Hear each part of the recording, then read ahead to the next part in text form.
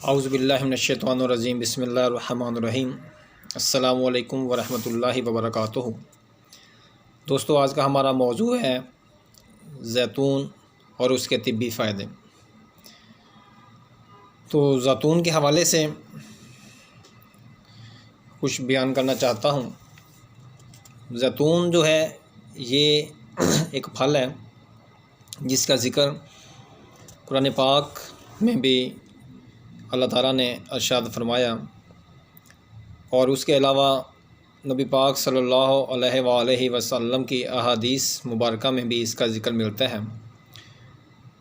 اس کے علاوہ محدثین کی کتابوں کے اندر بھی اس کا بہت زیادہ ذکر ملتا ہے، اور بہت سارے اطباء اکرام نے بھی اپنے اپنے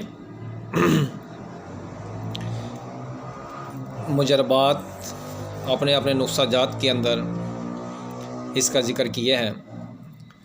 تو جدید مشاہدات سے یہ ظاہر ہوتا ہے کہ زیتون برطانیہ اور امریکہ کی ادویات کی سرکاری فہرست یعنی قرابادین کے مطابق ایک مؤثر دوائی ہے۔ اس کے اندر سفارش کے مطابق یہ غذا بھی ہے اور دوا بھی ہے۔ گردوں کے امراض میں جہاں نائٹروجن والی غذائیں دینا مناسب نہیں ہوتا، وہاں روغن زیتون یا زیتون کا پھل بہترین غذا ہے۔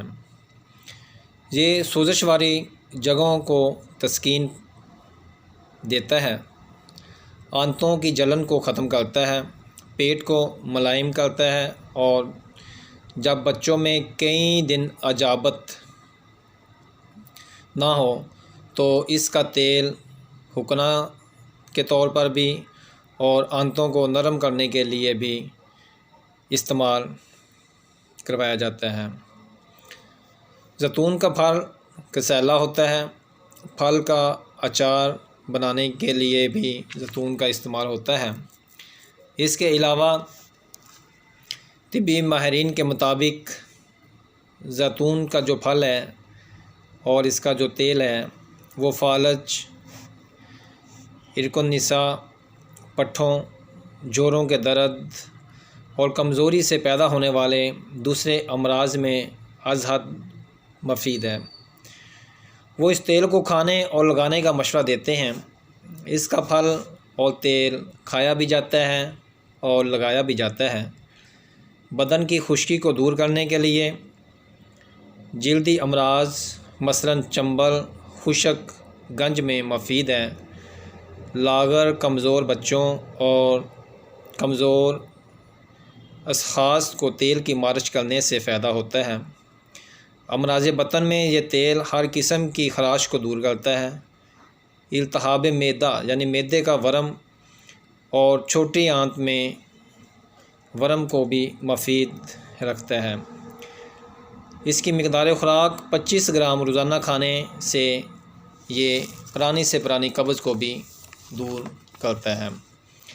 اس کے علاوہ جسم کے اندر امیونٹی اور قوت مدافعت کو بڑھانے کے لیے بھی بہت زیادہ مفید ہے۔ اعصاب کو طاقت دینے کے لیے، مسل کو طاقت دینے کے لیے بھی بہت زیادہ اس کی افادیت موجود ہے۔ بہت شکریہ۔ السلام علیکم۔